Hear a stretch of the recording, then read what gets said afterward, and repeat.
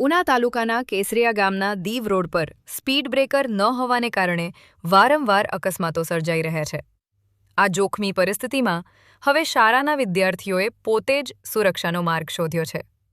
કેસરિયા ગામની પ્રાથમિક શાળા દીવ રોડ પર આવેલી હોવાથી શાળા છૂટ્યા બાદ વિદ્યાર્થીઓને રોડ પાર કરવો મોટો પડકાર બની ગયો છે। તંત્ર દ્વારા સ્પીડ બ્રેકર મૂકવામાં ન આવતા ધોરણ 8ના વિદ્યાર્થીઓ દરરોજ સાંજે માનવ સાંકળ રચી બંને તરફનો વાહન વ્યવહાર લગભગ 15 મિનિટ માટે રોકે છે અને તમામ બાળકોને સુરક્ષિત રીતે રોડ ક્રોસ કરાવે છે। ઉલ્લેખનીય છે કેસરિયા ગામના આ બાય રોડ ક્રોસ કરાવે છે।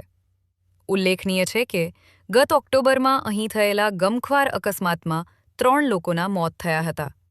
ગ્રામજનોએ સ્પીડ બ્રેકર માટે લેખિત રજૂઆત કરી હોવા છતાં આજ દિન સુધી કોઈ કાર્યવાહી થઈ નથી।